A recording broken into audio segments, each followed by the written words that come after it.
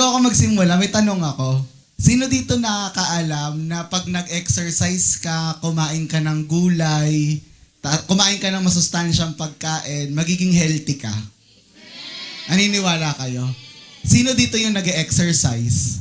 Sino dito yung kumakain ng mga masusustansyang pagkain? 'Di ba? Ayun daw, minsan daw tayo, alam natin na listen. Makinig. Ayan, alam natin na kailangan kumain ng masustansya, kailangan natin mag-exercise in order na maging healthy. Pero hindi natin ina-apply yung mga ganong bagay, di ba? Nagso-soft drinks ka pa rin, ayan, nag-aano ka pa rin, kumakain ka pa rin ng mga chichirya, ng mga maaalat, ayan, tas di ka pa nag-exercise, lagi kang nakahilata, cellphone ka ng cellphone, ayan, di ba? Kaya parang hindi mo na-apply. Bakit ko nasabi yun? Kasi may kaibahan yung alam mo sa na-apply mo. Kaya yun yung topic natin ngayon. Ang title ng message natin ngayon ay Wisdom. Ayun lang. To conclude, ayan lang, wala akong maisip na ibang title, pero wisdom, ayan na yung pinaka-title natin. Pero before we start, let's pray. Aming Ama, Diyos na buhay, dalangin namin, Ama, na hayaan mo, Lord God, na yung mga salita mo ay magkaroon, Lord God, ng reflection sa mga puso namin. And let, Lord God, your word inspires us to live, Lord God, according to your word and according to your will. And have it your way today, Lord. And I pray, Lord God, that you will anoint your servant, Lord God, and make me, Lord God, your mouthpiece, Lord God. And let your word, Lord God, do its purpose, Lord God, sa buhay ng bawat isa sa araw na to. Maraming salamat, Panginoon, sa pangalan ni Jesus. Amen, amen, amen. Ngayon, yung verse kanina na binasa ni Dimplo, ayan, part yun ng pag-uusapan natin ngayong araw. Kasi, nung nabasa ko yun, nalaman ko na, ayun pala yung totoong wisdom. Ayun pala yung tinutukoy ng Book of James. Pero ang key verse natin, yung Proverbs 9:10. Sabi dyan, the fear of the Lord is the beginning of wisdom, and knowledge of the Holy One is understanding. Again, ang sabi, fear of the Lord is the beginning of wisdom. Ibig sabihin, hindi yung the feelings is the beginning of wisdom. Ayan na yung NDRRMC. Ayan. Ay, di sabi feelings. Kasi madalas, sino dito mahal nyo si Lord? Diba? Lahat tayo sabihin nyo, mahal mo si Lord, may love ka kay Lord. Pero sinasabi dito, hindi yung feeling of loving God, yung start ng wisdom. Ang start ng wisdom, yung fear of the Lord. Hindi naman ito yung fear na katakutan mo ang Diyos, na pag nakita mo o na-meet mo si Lord, matatakot ka. Ang sinasabi dito sa fear of the Lord, yung reverence, yung pag-honor mo sa Panginoon, di ba? Madalas tayo sabihin niyo, I feel like I love God, di ba? Mahal na mahal ko si Lord, nagpe-pray ako, nagbabasa ako ng Bible, mahal na mahal ko ang Panginoon. Pero how about yung reverence natin, yung honor natin dun sa holiness ng Diyos, 'di ba? Ayun yung tinutukoy dito sa wisdom na to. Ngayon, sabi dito, tandaan natin na there is a difference, a big difference in terms of knowledge and wisdom. Bago ako isimulan yung intro, ba't ako nag-topic na ganito? Kasi nung nakaraan, ang dami kong mga naririnig na concerns with regards sa mga patalinuhan, yung parang parang may mga matatalino, sobrang tatalino sa mundo na they tend to degrade yung mga slight lang ordinaryong tao, 'di ba? May mga ganong naging concern. Pero nabasa ko naalala ko lang ulit na sa Bible sinabi doon na sa last days may increase of knowledge. Sa mga huling araw may increase of knowledge at sobrang daming information na i-feed sa atin. At ngayon, 'di ba? Alam natin na tayo yung era ng information age. Kasi hawak mo na. Sabi nga, kung may kailangan ka malaman, i-Google mo lang, malalaman mo na, di ba? I-chat GPT mo lang, malalaman mo na agad. I-AI mo na, malalaman mo na agad. I-type mo lang sa AI. Kagabi, hindi ako masagot ng AI. Sinesearch ko kay chat GPT. Anong title ng kantang to? Tinype ko yung lyrics.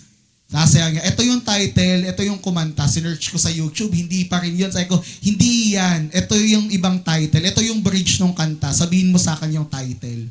Hindi niya pa rin mabigay.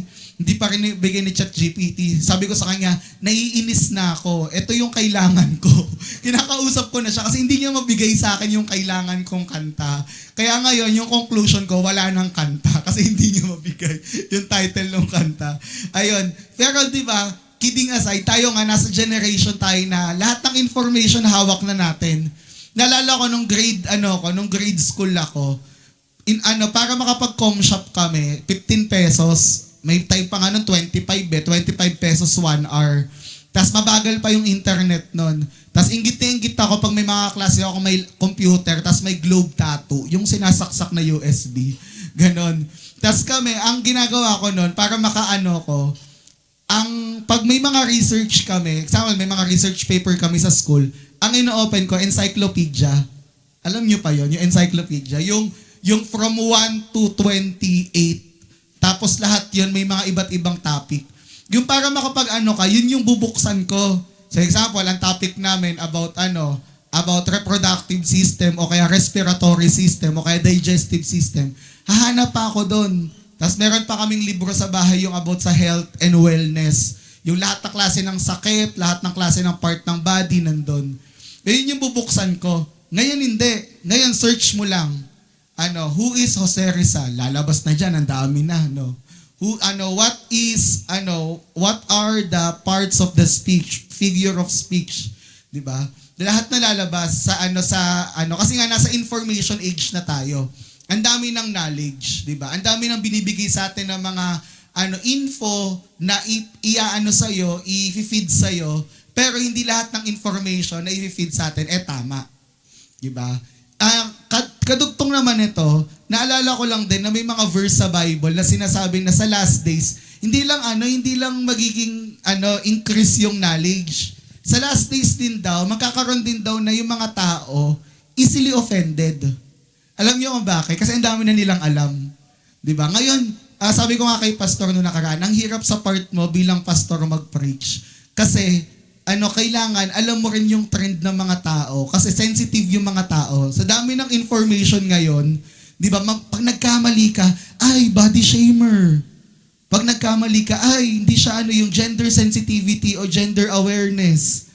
'Di ba? Sobrang dami ngayon ng mga info na dahil finifeed tayo ng social media, ng Google, kailangan mo naman kailangan mo mag-ingat sa mga pastor, teacher dahil nga yung mga tao madaling ma-offend. Kasi ayun yung tinuturo ng social media. Sabi ganon si Peter Tanchi kagabi, bago ako matulog, may pinapakinggan ako sa kanya.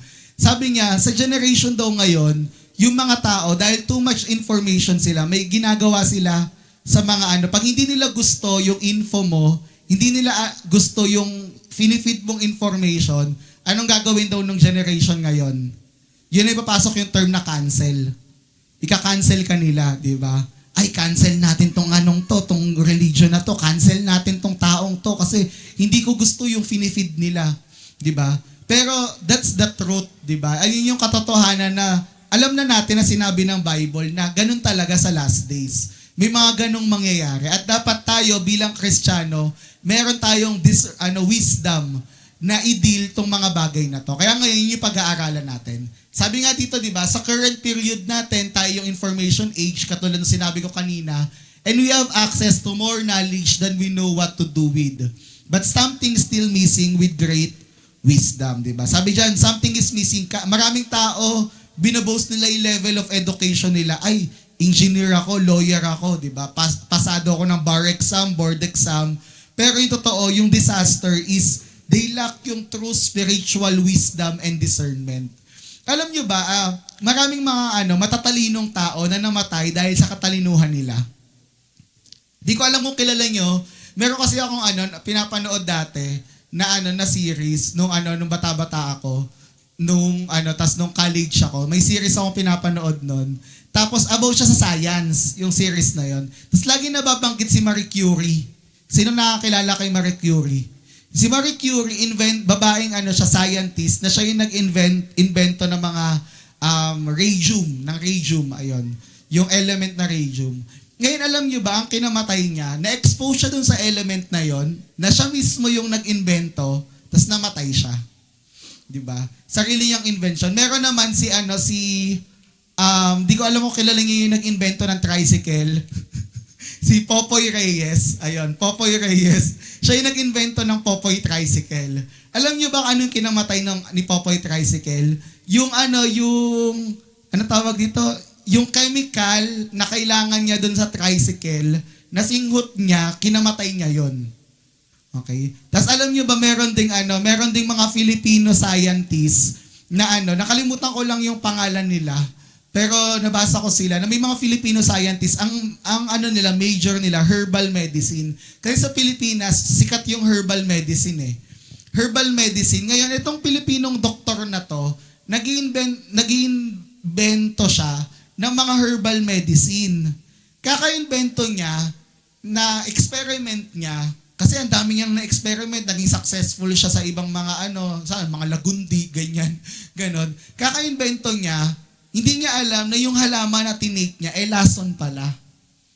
Tapos namatay siya nung tinake niya yon kasi nakatake siya ng lason. Diba? Dalawa yung nakalimutan ko lang yung pangalan. Tapos alam niyo rin ba na hindi lang yon, yung mga sikat na mga makaluma, mga classic na mga poet, playwright, alam niyo yan, yung mga nagsusulat, mga author, mga sila sa literature. Alam niyo ba, ang daming mga matatalinong tao na nagsusulat, na nagpakamatay naman. Dahil sa depression, dahil sa lungkot ng sinusulat nila, dahil sa mga bagay na naririnig nila, na mga criticism sa kanila. 'Di ba? Nakakalungkot na ganito yung kinahinatnan ng karamihan sa mga matatalinong tao sa mundo. 'Di ba? Pero tayo, 'di ba, maaaring sabihin mo, ako hindi ako ganun katalino, ganun, di ba? Pero alam natin na meron tayong deeper understanding ng wisdom na galing sa Panginoon. Sabi dito, what is wisdom? Ayun. May dalawang klase ng wisdom. Actually, tatlo tong binanggit sa James. Yung worldly, godly, and demonic. Tatlong klaseng wisdom yung binanggit sa Book of James. Pero ngayon, pag-usapan natin yung worldly wisdom and godly wisdom. Sabi dito, yung worldly wisdom, it is the combination of knowledge and information. It's based on human understanding and reasoning, but it is foolishness to the Lord, di ba? Na ito, yung worldly wisdom, alam mo lahat. Pag tinanong ka about sa elements, no? Ano yung hydrogen, ano yung atomic number, atomic mass, yung may oxidation, yung may ganon-ganon, yung S something ganon. Ano yung mga ganon? Ano yung mga chemical elements, ano yung Newton law, etc. Alam mo, nasasagot mo, magaling ka sa algebra, alam mo yung mga reasoning ng philosophers, magaling ka makipagdebate, sige, matalino ka dyan. You have that worldly wisdom. Pero sabi nga ganun, foolishness sa harapan ng Panginoon yon. May dalawang senaryo sa buhay ko na napagtanto ko na hindi pala ako matalino. Nung bata kasi ako, akala ko talaga sobrang talino ko. Kasi nung bata ako, lagi ako nasa top. Tapos lagi ako matalino yan si Gerald. Tapos lagi ako sinasabihan ng magulang ko na, ikaw matalinong gunggong ka. So sinasabi ko, matalino pala ako. Ganun kasi matalinong gunggong. Ayun. Lagi ako sinasabihan nun. So parang lumaki ako na nag-a-assume ako na matalino ako. Tapos may dalawang senaryo na napagtanto kong di pala ako masyadong matalino. Una, nung pumasok ako sa special class nung high school. Pagpasok ko nung high school, akala ko kasi matalino na ako. Tapos nung high school, nung pagpasok ko sa special class, mas madami palang matalino sa akin. Ngayon. Tapos pangalawa, nung fourth year ako, nag-care group yung mga kaklase ko. Kasi hindi ako sumasama sa care group eh. Simula third year. Fourth year, hindi ako sumasama. Tapos nagpapatalinuhan sila sa Bible. Wala naman akong alam sa Bible, pero memorize ko John 3:16 kasi active ako nung bata ako dun sa may saksi ni Jehovah, yung sinasundo ng ambulansya, tapos dadalhin sa may kupang. So memorize ko yung John 3:16 nung time na yon. Pero yung mga kaklase ko, ang talino nila sa Bible. So parang kailangan matalino rin ako dyan. Kasi competitive nga ako, ayoko nang may mas gusto may matalino, mas matalino ako. Kung may alam sila, mas may alam ako. Ganon. Pero napagtanto ko na yun yung worldly wisdom. Na alam mo lahat, pero may kulang, di ba? Ngayon, yung pangalawa, yung godly wisdom. It is the capacity to see things from the Father's viewpoint and respond according to scriptural principle. With it, a person can survive any circumstances. Ito yung spiritual godly wisdom. Ito na yung may kasamang discernment. Alam mo yung tama at mali. Alam mo how to apply yung knowledge na nakuha mo. Alam mo kung ano yung knowledge na dapat mong i-take. Alam mo rin yung knowledge na kailangan mong bitawan. Alam mo yung bagay na pwede mong i-learn at alam mo yung bagay na kailangan mong i-unlearn. Alam mo kung paano mag-deal sa mga circumstances sa buhay mo kasi meron ka nung godly wisdom. Ngayon, pag-usapan natin kasi lagi naman natin pinag-pray na Lord, bigyan mo po kami ng wisdom, knowledge, and understanding. Bakit magkakasama lagi to? At ano yung pagkakaiba nila? Diba? Sabi dito, yung wisdom, ito yung knowledge muna tayo. Yung knowledge, ito yung accumulation ng facts and information. Ito yung alam mo yung bagay, ito yung alam mo kung ano yung mga nangyayari sa mga information, di ba? For example lang knowledge, punta tayo sa buhay ni Solomon. Si Solomon, alam niya yung maraming bagay. Alam niya yung mga information sa mundo kasi ang dami niyang na-meet eh. Di ba? Ganun, kasi sobrang daming niyang na-meet, sobrang daming nag-ano sa kanya, nag-honor sa kanya. Alam niya yung mga tao, alam niya yung mga circumstances. He was taught and well-versed in many subjects. Sobrang talino, ang daming information na alam ni Solomon. Di ba? Next naman, yung understanding. Ito yung ability to comprehend and interpret yung knowledge. Ito yung how you comprehend what you know. Paano mo iniintindi yung mga alam mo? Kasi marami dito, marami silang alam, pero lagi nilang nami-misinterpret yung alam nila. Di ba? Ang dami dito, ang dami mo namang alam. Di ba? Ganon. Pero, pag yung alam mo, hindi mo alam, ano ba talagang ibig sabihin nito? Di ba? Kaya ang tendency, nami-misinterpret natin yung mga bagay-bagay. Di ba? For example na lang, sa English vocabulary, di ba? Yung ang dami mong alam. Example, alam mo yung you're welcome. Diba? Example ito, alam mo yung you're welcome, pero alam mo ba yung spelling ng you're welcome? Diba? Ganon. Alam mo yung yung spelling, yung apostrophe R-E yun. Ganon. You are welcome siya. Ganon, diba? Kasi madalas tayo, diba, your Y-O-U-R. Mali yun, diba? Ganon.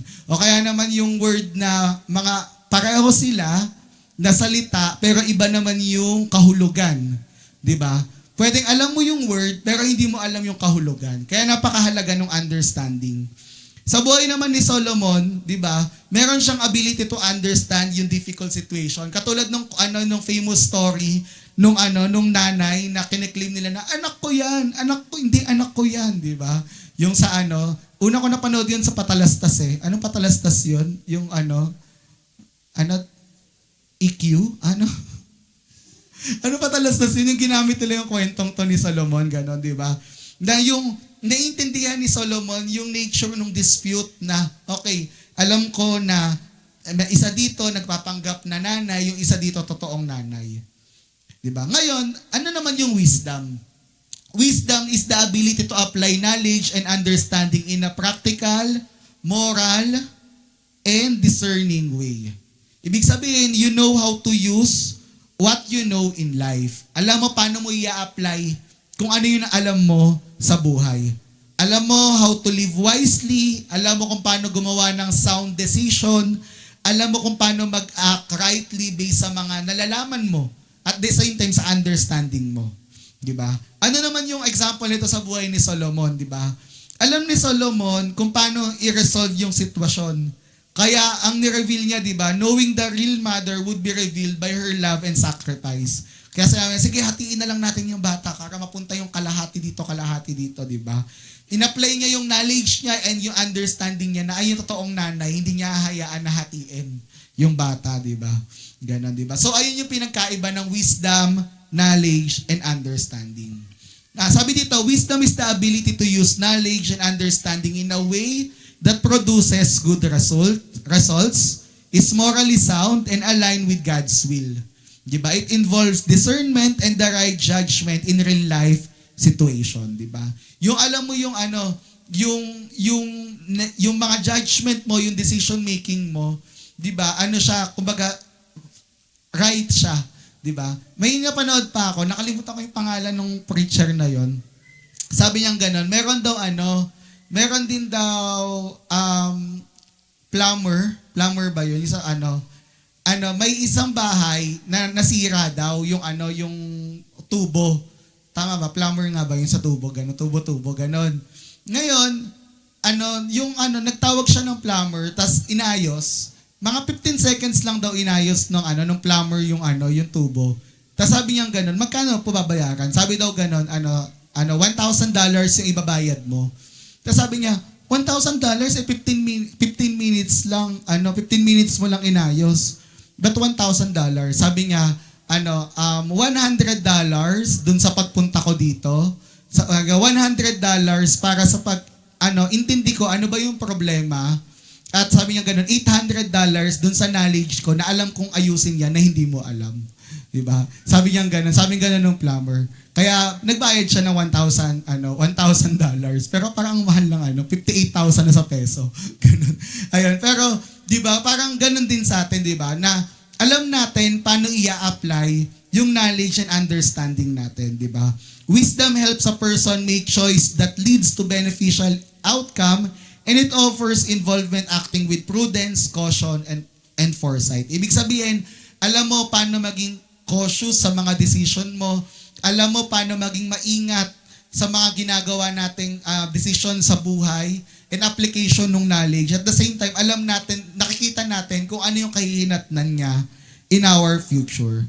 At sabi dito, biblical wisdom is not just about intellectual ability, diba? But the ability to live in a way that honors God. It involves making decision that reflects God's character and will, applying what we know about God's word in everyday situation. Wisdom is not just about knowing what's right, but also doing what is right. Okay? Wisdom is not just about knowing what is right, but it's about doing what's right. Kaya mamaya, kahit gaano kayo kagaling sa Bible, sa Sunday School Day Camp, kung madaya kayo, walang kwenta. Okay? Kahit gaano ka kagaling sa Bible, sabi mo, ay matalino, ang daming alam sa Bible, maduga ka. Wala kang kwenta kasi wala kang wisdom. Okay? Okay, kaya mamaya kung iniisip nyo ng manduga, di ba? Nauna na akong mag-isip nun kagabi. Hindi, joke lang. Ayun. Kaya yun, di ba? Kailangan maging, kung Sunday School Day Camp to about Bible to, magkaroon tayo ng high level ng conviction. Di ba? Ayun. At sabi nga dito, the wisdom of God is general knowledge of reality, His situation, insight, His necessary resolve, always succeed in achieving His intended goal. Di ba? Medyo malalim. Pero ang ibig sabihin lang nito na yung wisdom galing sa Panginoon, hindi siya limited dun sa wisdom na meron tayo. Sabi nga ganun, di ba? Hindi mo kayang i-comprehend yung kaalaman ng Diyos. Hindi mo kayang ma-comprehend paano nangyari to. Simula bata ako, iniisip ko pa rin saan nagmula ang Diyos. Di ba? Simula bata ako, iniisip ko paano, ang dami kong mga bagay na iniisip sa Bible. Pero lagi akong babalik sa, hindi ko talaga ma-comprehend yung way ng Diyos sa buhay ko. Hindi ko rin ma-comprehend yung way ng Diyos sa Bible. Kahit may mga tanong ako sa Bible na minsan hindi ko naintindihan. Pero lagi kong ginagaslight. Nire-reason ko yung sarili ko, nire-reason out ko na, hindi kasi Diyos siya eh. Marami siyang kakayanan na hindi kayang arokin ng human mind ko. Ganon. Kaya, ganun yung way ng Panginoon, di ba?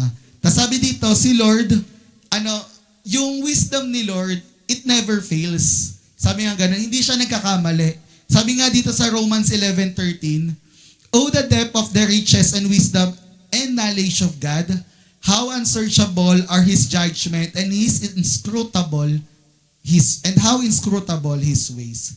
Sabi naman sa Romans 11:36, from Him and through Him and to Him are all things. To Him be glory forever. Amen. Ibig sabihin, hindi natin ma-define yung wisdom ng Diyos in parang sa way ng mga tao. Kasi parang ang hirap i-describe sa sa words natin yung wisdom ng Diyos kasi hindi mo nga ma-comprehend. Hindi mo ma-reason out lahat. Hindi ko po pwedeng bigyan ng reason ng philosophy lahat. 'Di ba? Kasi sabi nga ganun, ang Bible din punong-puno siya ng misteryo. At yung misteryong 'yon, hindi niya i-reveal dun sa mga hindi niya ka-close, 'di ba? Kaya nga kailangan, 'di ba, i-search mo mabuti yung ways ng Lord, i-search mo mabuti yung Word of God in order for you na malaman yung mystery ni Lord. Marami dito hindi naiintindihan yung Word of God. Naiintindihan nyo yung pinaka-interface ng Bible. Pero yung deeper meaning ng Bible, di natin naiintindihan. Bakit? Kasi hindi tayo close kay Lord. Hindi nga nire-reveal sa atin. Kaya kailangan in order for us na malaman ano ba yung deep, ano ba yung calling ni Lord na deeper unto deep, o ano ba yung mystery ng Bible. Malalaman natin 'yon kung meron tayo na build na closeness kay Lord. Sabi nga ganun, naalala ko dati, sabi ni Ate Beck yun, yung mystery ng Diyos, i-reveal niya lang dun sa mga tao na naglalaan ng maraming oras sa Kanya.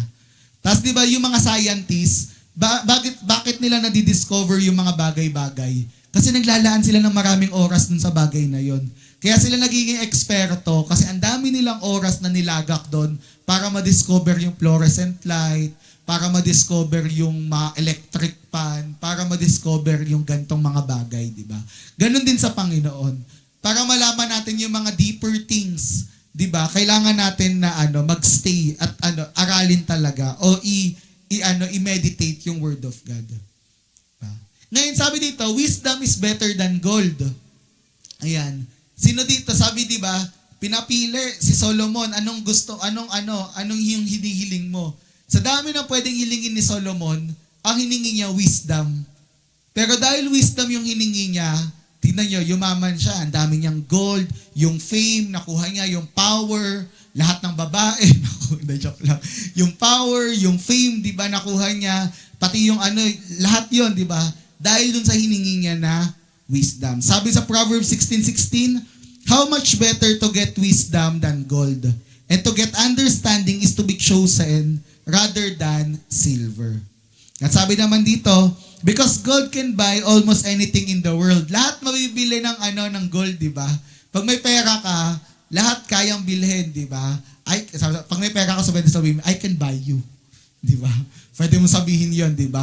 O kaya naman, sabi nga nun, may nabasa ako sa Facebook, ang dami nagsasabi na hindi daw pera yung totoong dahilan ng nagiging masaya yung mga tao. Yung mga nagsasabi na hindi pera yung magiging dahilan na masaya ka, bigay nyo na lang sa amin. Kasi kami, yun yung magiging masaya kami. Joke lang. Ayun, di ba? Pero, minsan malungkot tayo. Ewan ko sino nakakaranas dito. Ako nalulungkot ako pag wala akong pera. Joke. Ayun, di ba? Pero totoo yun, di ba? May mga ganong senaryo talaga pagdating sa pera. Di ba? Pag mainit yung ulo, ako mana ako sa magulang ko eh. Pag mainit yung ulo kasi ng magulang ko, wala silang pera. Ganon din ako eh. Mainit ulo ko pag wala. Ganon. Pero sabing ganon, di ba? But gold cannot buy lahat ng bagay sa mundo, di ba? Yung pera, hindi niya kayang bilhin. Bakit? Because it cannot buy everlasting life and joy. Diba? Hindi kayang bilhin ng pera yung buhay na walang hanggan. It can buy all kind of earthly pleasure. Kayang bilhin ng pera lahat ng klase ng pleasure sa mundo. Lahat ng kasiyahan. Sige, yung mga temporary happiness, yung mga material na bagay. Kayang bilhin ng pera. Yung mga goals mo, ambition mo, kayang gawin ng pera. Pero sa amin ganun, yung pera daw, it turn men into idiots. Diba? Maraming tao na dahil sa pera, ginagawa nitong mga ob yung mga tao. Bakit ang daming mga tao na meron 'di ba yung mga pumapasok sa mga sindikato dahil gusto nila ng maraming pera, na gagawin nila lahat para sa pera, 'di ba? Napag pera na yung usapan, nagiging blinded na yung mga tao sa righteousness. Bakit maraming mga corrupt na official? Hindi ko nila lahat, 'di ba? Bakit maraming mga corrupt na official? Lalagyan pa nila ng malaking mukha nila yung yung mga pamimigay nila, galing kay, may mukha nila, Pero galing naman sa tax ng bayan. Pero yung ngayon pinapamigay sa atin, nakalagay lang maligayang Pasko, Very good siya, ganon. Pero pag may mukha, ayoko ng ganon. Pag may mukha mo yan, galing ba sa pera mo yan? Pera ng bayan yan, taong bayan yan. Ganon. Kaya ayoko na gano'n, lumalabas yung pagiging aktivista ko talaga eh. Ayun. Pero, ayun, di ba? Parang, asan na ba ako? Naging aktivista na ako dito eh. Ayun. Ayun ang kinakwento ko, Gabi. Ayun, di ba? Na parang yung pera nga, di ba? Nagiging kumbaga idiot yung mga tao dahil nga sa pagiging gahaman nila sa pera. Sabi nga ng Bible, di ba, hindi naman money is the root of all evil. Ang sabi ng Bible, the love of money is the root of all evil. Pag sobrang mahal na mahal na mahal na mahal mo na yung pera mo. Kaya kung ikaw, kuripot ka, kabahan ka. Di ba? Kasi kung kuripot ka, ibig sabihin, medyo malapit ka na sa love of money. Kasi hindi mo kayang ibigay sa Panginoon yung dapat sa Kanya. Kaya kung hindi ka, kung kinikip mo yung tithes mo, hindi ka nagbibigay ng offering, pag may mga ambaga, nagtatago ka, long press ka lang, ganun. O kaya naman hide ka, ganun. O kaya naman nagtatago ka, ganun. Kabahan ka, baka malapit ka na dito. Di ba? Pero nakakatuwa ngayon, natutuwa kami ngayon kasi medyo dumadami-dami na yung by faith in Jesus' name, yung mga giver. Ayun. Sabi dito, it cannot buy what we want and need most. Diba? Ano ba yung pinakailangan natin? Yung full and everlasting joy. Diba? Wisdom, true wisdom can do that. Those who find wisdom, find life. Sabi nga ng Bible. And those who hate her, love death. Ayun. Sabi sa Proverbs 8:10-7, sabi dyan, choose my instruction instead of silver, knowledge rather than choice of gold, for wisdom is more precious than rubies, and nothing you desire can compare with her. Diba? Na wala kang kayang i-compare na mga bagay sa mundong ibabaw, 'di ba? Compare sa wisdom. Kaya kailangan, 'di ba? Ito talaga yung i-claim natin. 'Di ba? Ngayon, paano natin makukuha yung wisdom? Ayan. Sabi dito sa Proverbs 4:7, wisdom is the principal thing, therefore get wisdom, and in all you're getting, get understanding. So paano tayo magkakaroon ng wisdom? Number 1, hindi pinopost sa Facebook. Hindi mo pwede sabihin na, ako matalino talaga ako, kaya ipopost ko sa Facebook na alam ko tong mga bagay na to. Diba? Hindi yun yung wisdom. Hindi mo makukuha doon yung wisdom. Hindi mo rin makukuha yung wisdom sa sa kakabasa mo ng maraming mga kaka-scroll mo sa TikTok University. Sabi nung office mate ko, ang dami ko natututunan sa TikTok. Sabi niya ganun, sabi ko, TikTok University ka na lang. But sabi ko sa kanya, dapat di ka na nag-college. Nag-TikTok University ka na lang kasi ang dami mong natututunan. Yung ganun. Kasi ang dami ka daw natutunan pagdating sa pag-makeup, ang dami ka daw natutunan pagdating sa wardrobe, pati daw yung mga paggamot-gamot sa mga sa acne niya, natutunan niya doon. Sabi ko, nag-TikTok University ka na lang. Pero hindi doon, hindi natin doon makukuha yung wisdom. Sabi dito, get wisdom by seeking it. Diba? Paano natin isi-seek yung wisdom? Sabi dito, no one is born with wisdom. So we have two options. Seek it or face the consequence of living without it. Diba? Ngayon, ang wisdom, it is something na kailangan nating i-seek. Kailangan mo mag-invest ng time and effort to find wisdom. Hindi siya yung papasok na lang dyan, maghihintay na lang ako dito ng wisdom. Hindi ganon. Kasabi dito, hindi lagi kang may stock knowledge, di ba? Hindi lagi may stock knowledge na ayun yung bubuhay sa'yo. Kailangan mo siya isik, di ba? Sabi dito sa next slide natin, the world offers other things that caters to our desire. Pwede mong isik yung security, yung wealth, yung friends, yung health, yung popularity, yung prestige, and even yung beauty. Di ba? Pero sabi sa Proverbs 8:11, it says, all desirable things pale in comparison to wisdom, di ba? Laging ang pinapapili yung mga beauty queen, di ba? Papapiliin ka, beauty or brain, di ba? Sinasabi yung iba beauty, yung iba brain, di ba? Yung nagsasabi ng brain, walang beauty. Yung nagsasabi ng beauty, walang joke lang. Ayun, di ba? Gan comparison to wisdom, kumbaga, hindi mo kayang i-compare doon yung beauty, yung prestige, yung health, yung wealth. Kasi, paano ka nga naman magiging healthy kung hindi mo alam yung right way of being healthy? Paano ka magiging mayaman kung hindi mo alam yung right way of being rich? Paano ka magiging maganda kung hindi mo alam yung right way of being beautiful? Bakit ang daming mga tao, nagpapaganda pero lalong nasisira yung nila, yung ganda nila? Kasi hindi nila alam yung right way. Kojik ng kojik. O, patungan mo yung kojik ng chinchangsu, patungan mo ng ganto, ganyan-ganyan. Pangit na ng ganda mo, di ba? Chinchangsu. May chinchangsu pa ba ngayon? Ayun. Sorry po sa mga nagamit. Ayun. Yun, lahat na ginamit mo, lahat ng mga CEO sa TikTok, ginamit mo yung gamit ni Rosma. Ginamit mo yung gamit ni ganto. Lahat na ng pang-rejuve ginamit mo, nasira tuloy ang iyong ganda, di ba? Kaya kailangan lagi kang may wisdom. Alam mo yung right way 'Di ba? Sa mga bagay na to. At sabi, the wisdom won't come with half-hearted attempt as reading the scripture. It requires diligent pursuit. Ibig sabihin, kailangan isik mo talaga siya. In terms of wisdom of God, di ba? Kailangan isik mo yung yung word of God. Kailangan ikaw mismo, wholeheartedly, gusto mo talaga na malaman yung karunungan ng Diyos. Gusto mo talaga i-dig yung word of God. Gusto mo talaga na ganaan doon yung hunger and thirst mo doon sa word of God. Kasi from there, di ba, makikita mo yung wisdom. Ang wisdom, hindi yan nakukuha sa 7 chapters mo na ini-scan and skim mo lang yung Bible. Okay, maging clear tayo dito. Yung wisdom, hindi mo yan makukuha na nagbasa ka lang ng sasabihin mong nagbasa po ako ng Bible, tas nag 3 Psalms ako, 1 Proverbs, pero hindi mo naman dinidig deeper yung binabasa mo. Di ba? Hindi mo ina-apply sa buhay mo. Hindi yun wisdom. Ang wisdom, in-study mo yung salita, hindi mo lang binasa. Sabi nga ni Pastor Ramon hindi daw read ang sinabi ng Bible, meditate. Iba yung read sa meditate, di ba? Yung read, binasa mo lang.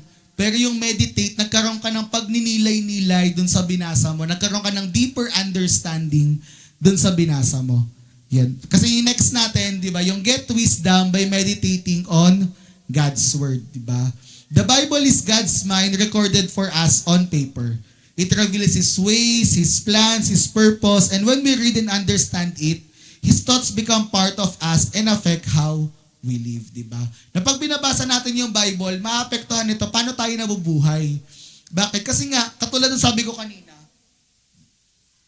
lahat na nakikita natin sa mundo, nasa Bible. Nakita mo na pa-increase yung knowledge, nasa Bible. Nakita mo na magiging kakaiba yung mga panahon, yung mga season, nasa Bible yun. Na gantong, hindi mo nakalagay doon na tuwing sa November, papasok 4 na bagyo. Pero makikita mo sa Bible na naka-indicate doon na magkakaroon ng mga changes sa season, sa last days. Na magkakaroon ng mga kakaibang mga pangyayari sa langit, sa mga sa mundo, di ba, sa last days, which is nakikita natin ngayon. Yung mga rumors of war, hindi nakalagay sa Bible na China yung magsisimula, Russia yung magsisimula. Pero nababasa natin sa Bible na nakalagay doon na sa last days may rumors of wars.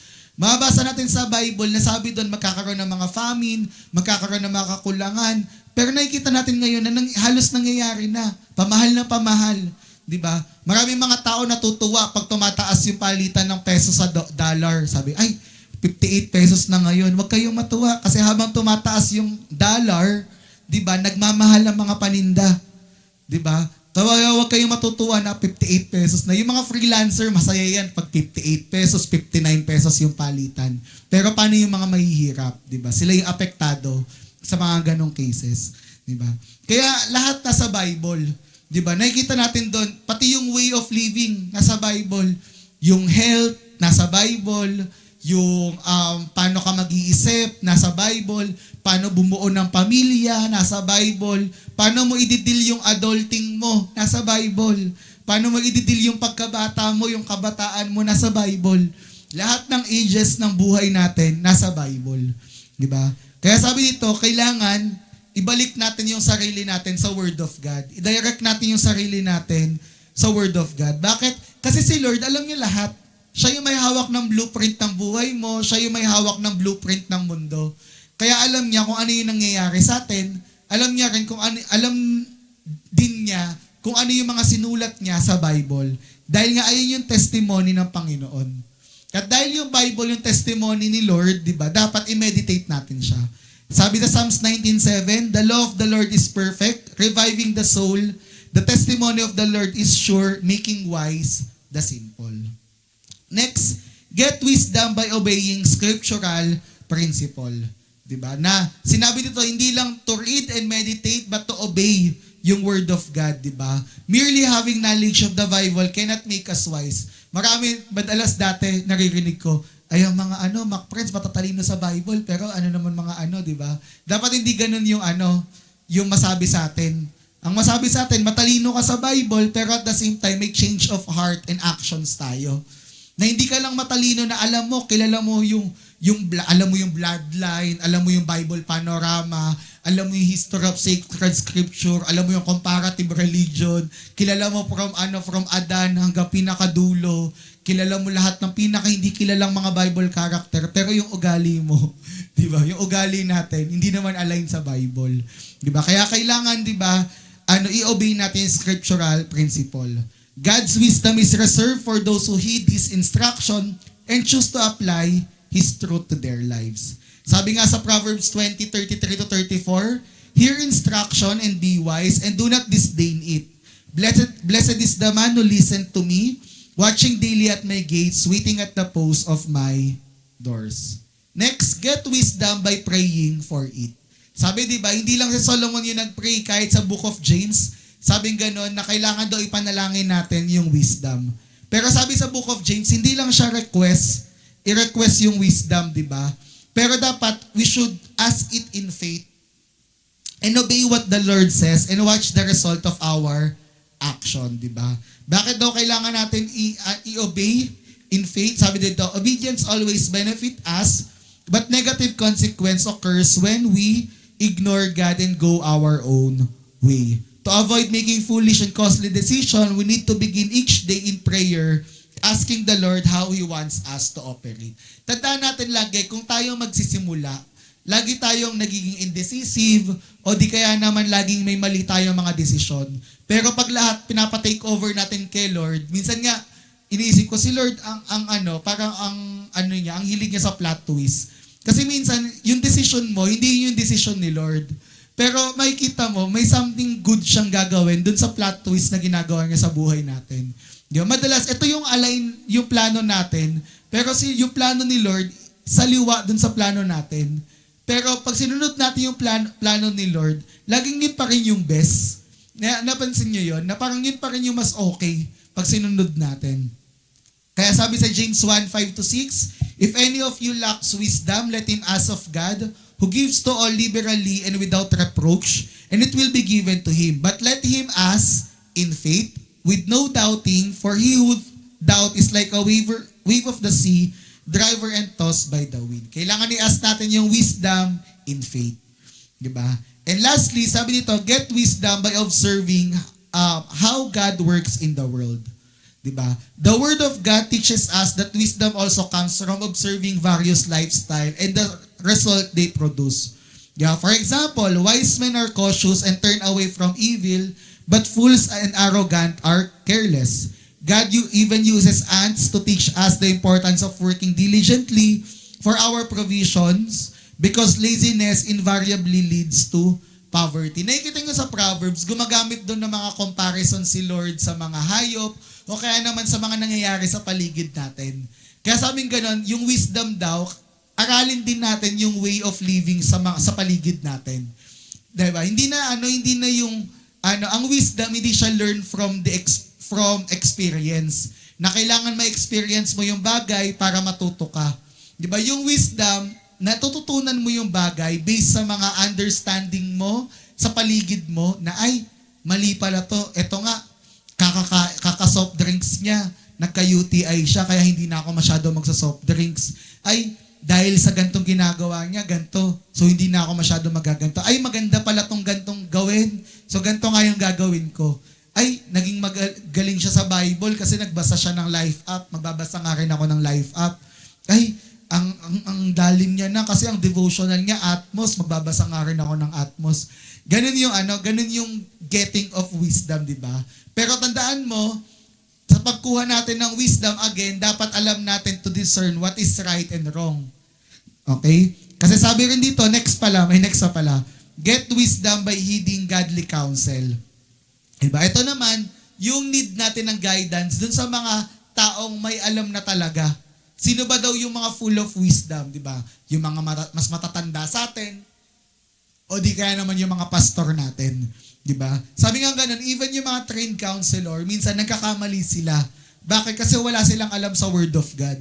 Diba? And it can actually lead us astray dun sa mga tao na nagbibigay ng mga advice or counsel na walang alam sa Word of God. Kaya kailangan, pag nagsik tayo ng direction, dun tayo sa mga tao na alam nila yung salita ng Diyos, alam nila na, alam din natin na yung taong yon, ililid niya tayo dun sa way ni Lord, dun sa path ni Lord. Hindi niya tayo ililid astray kung saang-saang direction. Sabi nga sa Proverbs 15:31-32, the ear that hears the rebukes of life will abide among the wise.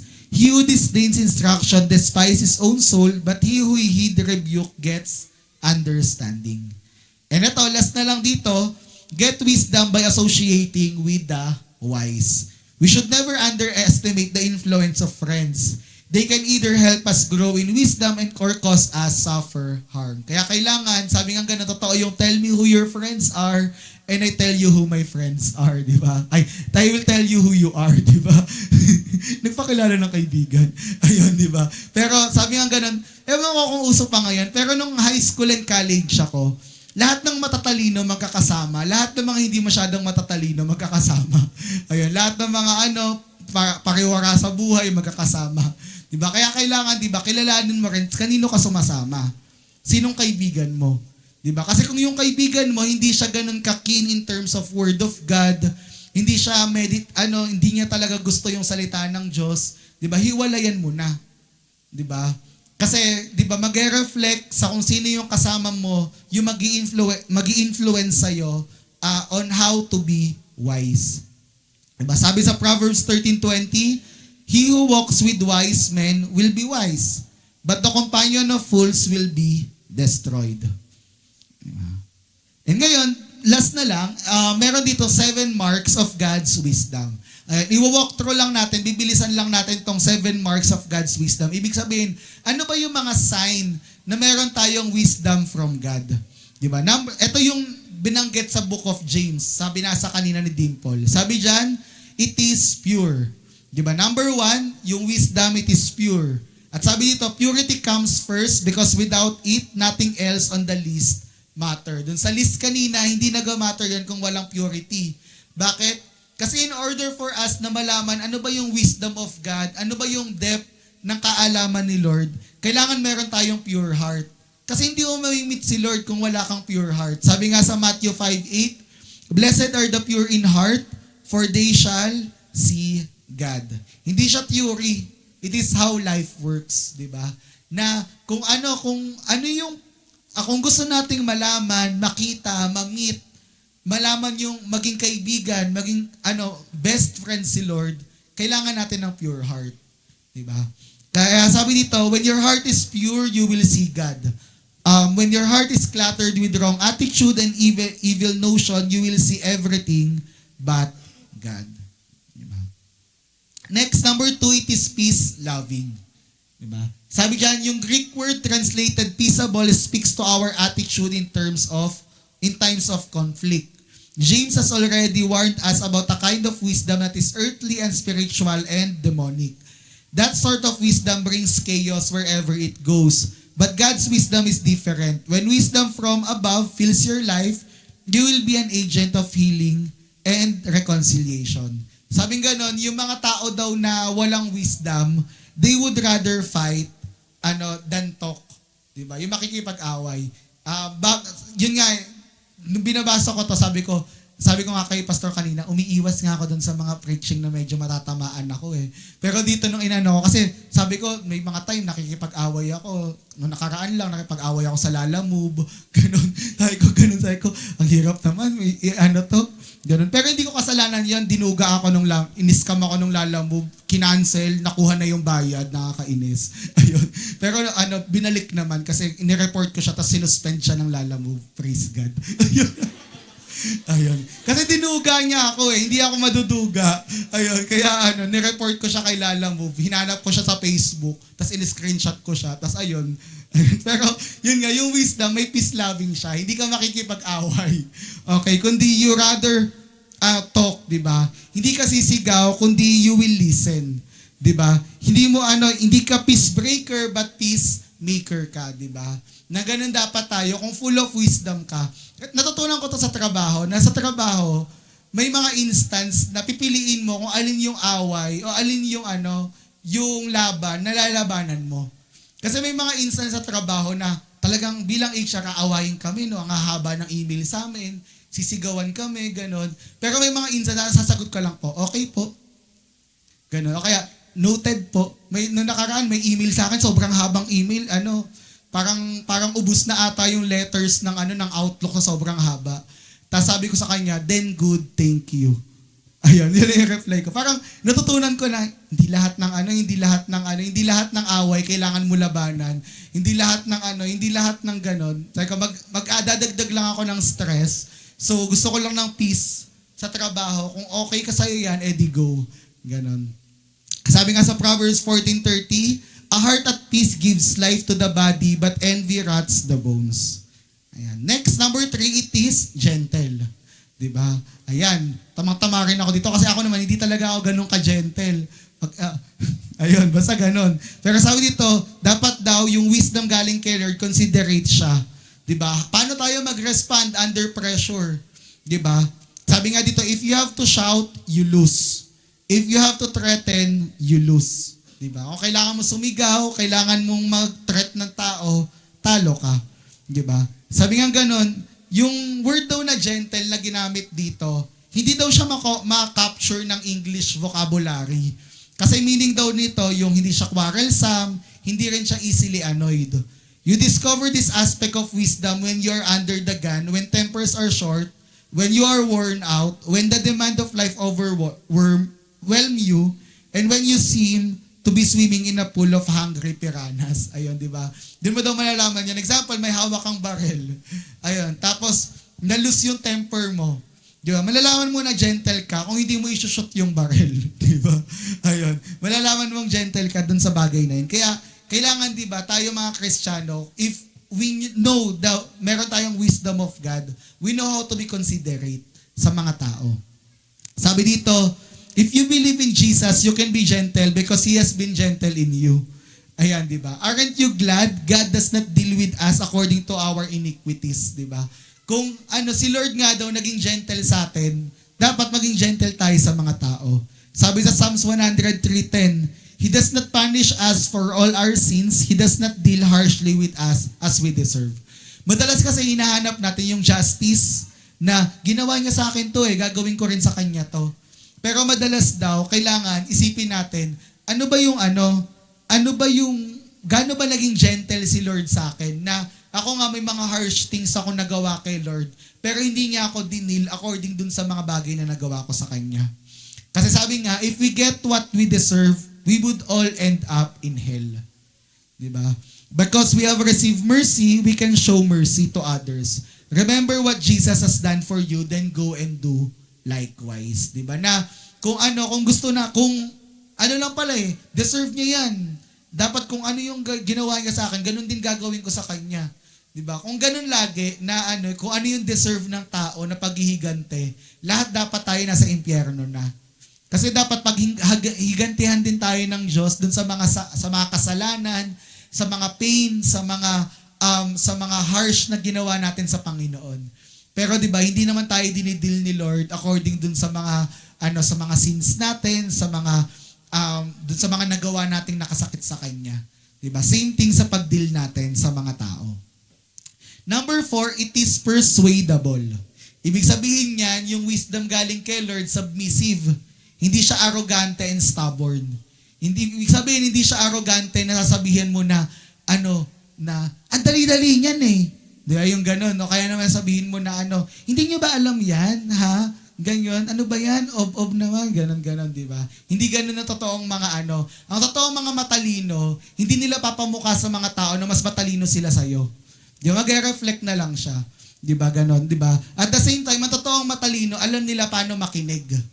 Di ba? Kasi karamihan, merong mga taong matatalino, salita lang sila ng salita. Sasabihin lang nila lahat ng bagay na alam nila na kaya nilang i-defend. Diba? Based sa philosophy nila, based sa mga knowledge nila. Pero ang totoong matalino, they know how to listen. They know how to submit. Diba? Sabi dito, yung mga earthly wisdom, it refuses to listen And has no desire to hear anyone's else opinion. Wala silang pake sa opinion ng ibang tao. Ang sasabihin lang nila, ito yung alam ko. Diba? Pero ang totoo, yung mga may earthly wisdom, wala namang alam sa Bible yan. Even sa church, makikita mo kung sino yung may mga earthly wisdom at saka godly wisdom Makikita mo, maraming matatalino sa church. Pero makikita mo rin yung mga matatalino na na alam yung wisdom of God at alam lang nila yung makamundong wisdom. Natutuwa nga ako dito sa church kasi may mga tao dito na hindi naman ganun katatalino. Pero pag kinakausap ko, sabi ko, grabe ang lalim na nila. Tapos nung bata nga ako, nung bago-bago akong, hindi naman bago-bago, nung bago akong leader, namimili ako ng one-to-one. Ang gusto ko yung one-to-one yung matatalino. Pag mga medyo, ayoko yung one-to-one yan. Kaya nga nung time na lumipat ako ng NHA, sabi sa akin ni Pastor, one-to-one mo tong mga to. Sabi ko, di naman masyadong matatalino yan. Ganun. Di ko sasabihin yung mga pangalan ng mga binigay sa akin ni Pastor. Pero andito naman sila. Ganun. Ay, sabi ko, ayoko, parang, kasi hindi sila matatalino. Parang simpleng English din nila alam. Simpleng etiquette din nila alam. Parang ganun ako mag-isip noon. Makatawa, talino nyo Ayun, na-joke lang. Ayun, parang ganun. Pero ngayon nakita ko, grabe yung tatalino na nila. Ang dami na nilang alam. Pag word of God, kayang i-term ng word of God yung mga foolish things ng mundo, kayang i-term ng word of God na matatalino. Di ba? Pag narinig mo magturo, parang ang amazing na nila. Kaya parang hindi ako naniniwala dun sa mga yung mga foolish ng mundo, forever na silang ganun. Kasi pag ginamit ni Lord, mas the best yung mga zero, yung walang ma-offer kay Lord. Tapos pag ginamit na sila ni Lord, parang mas amazing yung makikita mo. Yung mga foolish things ng mundo, 'di ba? Yung mga zero yung talent mo, wala ka talagang ma-offer kay Lord. Pero pag ginamit ka ni Lord, mas the best, 'di ba? Yung ginagawa ni Lord. Next, sabi dito, can you disagree agreeably? Can you discuss your deep conviction without losing your temper? Can you listen kindly to someone who holds another position, di ba? Kaya mo ba mag-disagree sa isang bagay na, kumbaga, hindi siya something na nakikipagdebate ka? O kaya mo ba makipag-usap with deep conviction without losing your temper? Di ba? Ayun yung being persuadable, di ba? Na nagsasubmit ka, marunong ka makinig. Kasi hindi naman sa lahat ng oras tama tayo. Diba? Number 5, it is merciful. Diba? Sabi nito, mercy is more than a feeling. Mercy sees a need and then meets that need. That's why he add full of good fruit. Sympathy is good but only if it moves you to action. Sabi nga dito, we live in an unmerciful world where vengeance is the watchword. If someone hits you, you hit back twice as hard. But God calls us to a high standard. Madalas tinuturo ng mundo, pag sinaktan ka, saktan mo rin doble pa. 'Di ba? Pag inano ka, pag may ginawa sa iyo, gantihan mo. Ganon, 'di ba? Ganon yung tinuturo ng mundo. Pero ano yung simple definition ng mercy? Sabi dito, ang definition ng mercy, do unto others as God has done unto you. Gawin mo sa iba kung ano yung ginawa sa iyo ng Diyos. Nung nasaktan mo ba ang Diyos, naghiganti ang Diyos sa iyo? Na sinaktan ako nito Ganon dito sumusunod sa akin ibalik ko nga sa kanya. Hindi, di ba? Hindi nga tayo dinideal according to our iniquities.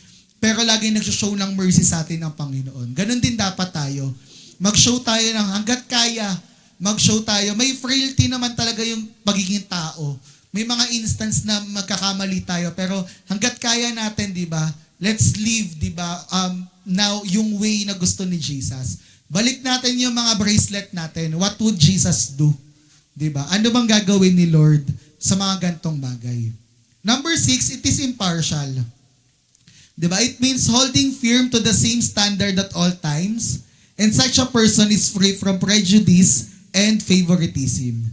They applied to the spiritual life, it means you tell the truth the first time, you don't change your story depending on the audience, no? For example, kinuwento mo dito, ang wisdom daw, kumbaga kung iisiin ko to, ang wisdom, hindi siya chismosa. Yung ang kwento niya dito, lumabas, pagdating dun sa kabila, buntis na. Ganon. Okay, ganon yung mga chismosa, no? O kaya yung ang kwento dito, nakita lang, kumakain sa may paresan, tapos ang kwento muna, nagsusubuan ng pares. O kaya isang kutsara gamit, magkadikit yung kamay na kumain. Ganon, di ba? Hindi ganon, di ba? Okay? Pagdating dito, dapat firm tayo in terms of the bagay. At in terms naman sa buhay natin, ang totoong wisdom, you are the same in your public and private life. Ayun yung wisdom, di ba? Hindi yung kung iba ka sa labas, iba ka sa private life, di ba? Iba ka sa private, hindi ka pala maka-Diyos, sa public sobrang maka-Diyos ka, no? Ganon. Kaya kailangan, di ba, it shows, di ba, na may being transparent. And lastly, it is sincere. Yung final praise na binanggit dito ni James, yung ang ibig sabihin daw nun, without hypocrisy. Di ba? Ano yung mga hipokrito? Di ba? Yun yung mga tao na nagpapakita sila ng maka-Diyos, pero yung totoo, hindi naman talaga. Di ba? Ito yung pinapakita nila, pero yung totoo, hindi naman talaga sila ganon. Di ba? To be without hypocrisy means what you see is what you get. Di ba? Kung ano yung nakikita nyo sa akin, ayun talaga yung buhay ko. You're not two-faced. When you speak, people don't have to ask, I wonder what he really meant. Diba? Na pag nagsalita, yung mga tao, makikita talaga sa kanila kung sino si Jesus sa buhay nila. At dati, nung nasa NHA pa ako, kine-question ko nun, kay pastor, sabi ko sa kanya, ba't ganon? Karamihan ng mga nagtatap sa Bible reading, parang hindi naman talaga pang top sa Bible reading. Diba?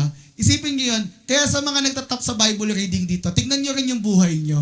Okay? Ayun yung pinaka-challenge dito. Kasi the fact na mas marami kang nababasa sa Bible, dapat mas madami ding nababago sa buhay natin.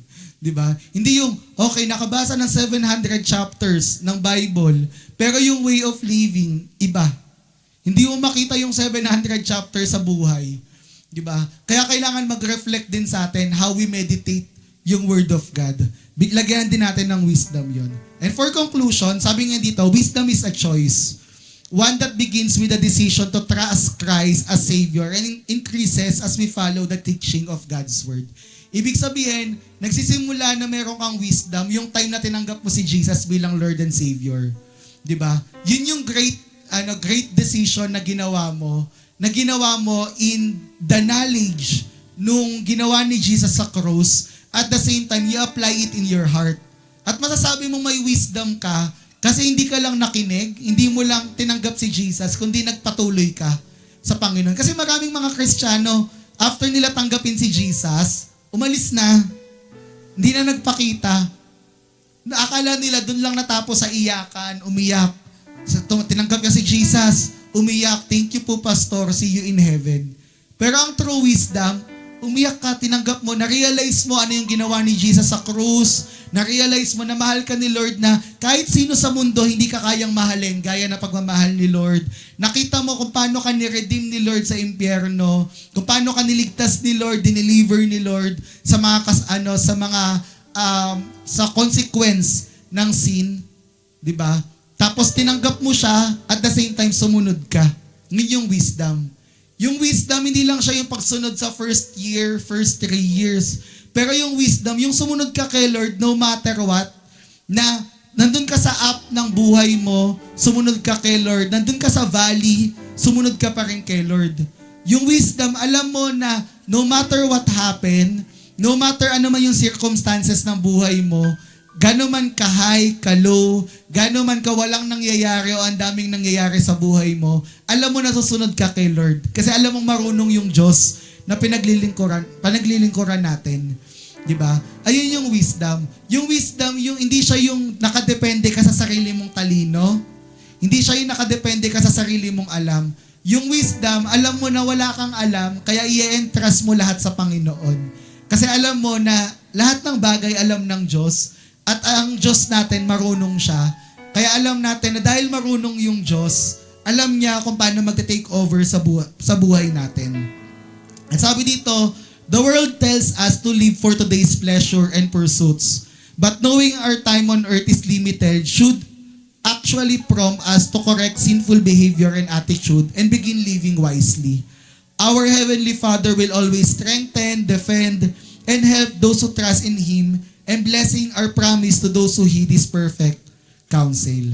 And sabi dito, the wisdom of God often looks foolish in the eyes of the world, but it is through the foolishness that God accomplishes His greater work.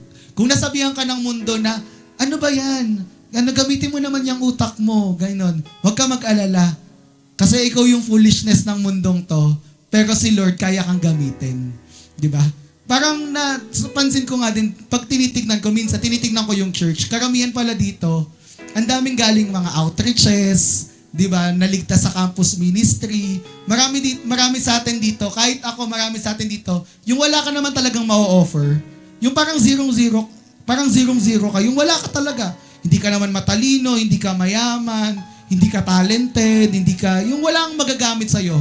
Ibig sabihin sa mundo, wala kang kwenta. Sorry sa term. 'Di ba? Sa mundo, wala kang silbi. 'Di ba? Pero sa Panginoon, yung mga tawag dito, yung mga zero, 'di ba? Minumultiply niya. Si Lord lang yung nagmumultiply ng zero. Na pag minultiply ni Lord yung zero, may kalalabasan.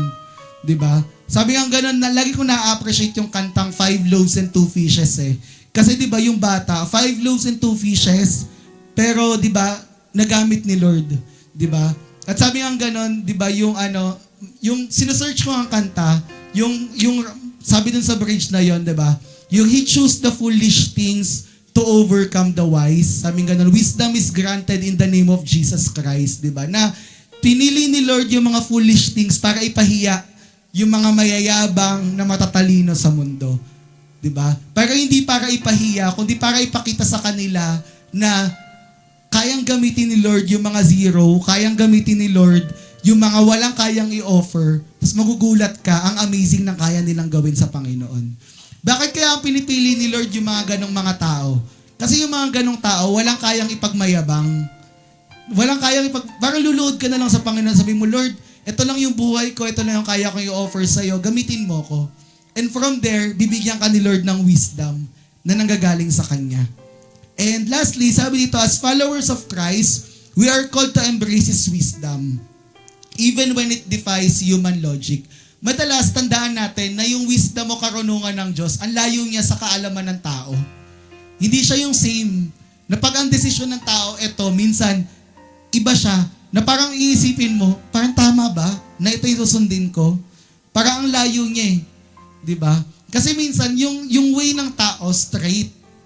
Pero yung way ng Lord, 'di ba, katulad ng plano ni Lord, minsan baku-baku siya. Pero laging tatandaan nyo, kahit gaano ka baku-bako, kahit gaano kahirap yung way na Lord, pero yun yung best way. At tandaan natin na marunong yung Diyos na pinaglilingkuran natin. 'Di ba? Kaya let us surrender our own understanding, trust in God's own ways, and watch as He uses the weak things of this world to accomplish great things for His kingdom. Isipin mo yung dating walang alam na gantong tao, ngayon grabe na yung napanalunan sa Panginoon, no? Isipin niyo yung mga outreach teacher natin dito, yung mga music team natin, yung mga Sunday school teacher, yung mga youth leader natin na wala naman talagang alam dati. Di ba? Pero ngayon, tignan niyo kung paano tayo ginagamit ng Panginoon. Diba? God's wisdom is always perfect, and when we align ourselves with it, we become instrument of His glory. No matter how foolish we might seem in the eyes of the world, diba? Natandaan natin, always perfect yung karunungan ng Panginoon. Kaya wag mong questionin ang Panginoon dahil marunong yung Diyos na pinaglilingkuran natin. At dahil marunong siya, diba, He can, diba, give us yung wisdom na meron siya. Kaya yun lang po.